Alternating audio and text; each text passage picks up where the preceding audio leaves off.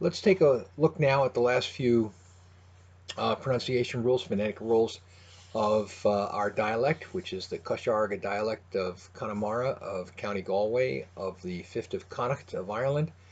It is centrally located both linguistically and geographically, with influences from Ulster dialect coming down and Munster dialect coming up. And here's one of the things that you run across, actually all across Ireland. Whenever you have, this is actually an English word, but the Irish pronounce it with using Irish phonetics. When you have two consonants together like this, you stick in between the Indo-European schwa, which is a fancy way to say I. In other languages it's more of an instead of an I, but in Irish it's generally an I. So although, for instance, Americans would say this is film, the Irish will say this English word as film. You've probably run into that already. Similarly, we have this word, which with the R and the N, sticking the Indo-European schwa in between, you wind up with sparring.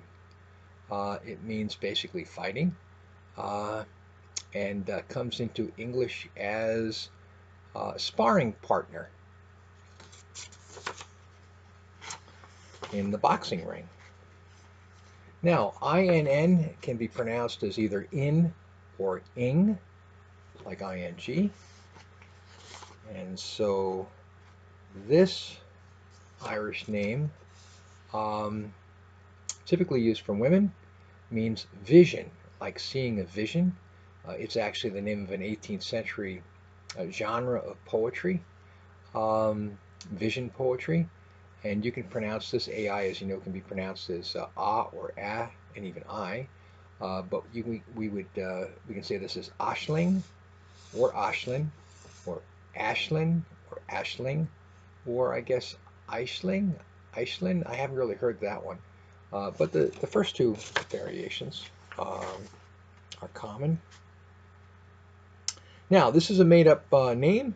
It's not my name because there's no fada on the O. But I want to stress that stress in Irish is typically on the first syllable. So with the EA pronunciation in our dialect being ah, with the stress on the first syllable, the vowels back here in later syllables get reduced to the Indo-European schwa, which in Irish is typically I. So, garad, bum bum, garad. If we were French, we would say something like garad, garad. We put the stress on the second syllable, but we don't. So, garad, bum bum, stress on the first syllable. Now, to even that out, a fada would be in the second, third, fourth, fifth syllable. So if you have a fada in a later syllable, as we have here, this isn't my name either. This is a made-up name that I created for this exercise. So that evens out the stress. So if you have a fada in the second, third, fourth, fifth, sixth syllable, it evens out the stress. So garid, garid. So, and here's my actual name, although it should have a capital G on it. There's my actual name. The O fada here evens out the stress. Kbroad, Kbroad. And you're hearing the released D at the end because we're using our dialect, where the slender D is a released D and the slender T is a released T. Here's another example of evening out the stress. Scolog, scolog, scolog. Even stress. This is a young scholar. The root here is skull for school. The meaning has changed over time. This was young scholar back before the destruction of the hereditary ecclesiastical families in the late 16th and early 17th centuries.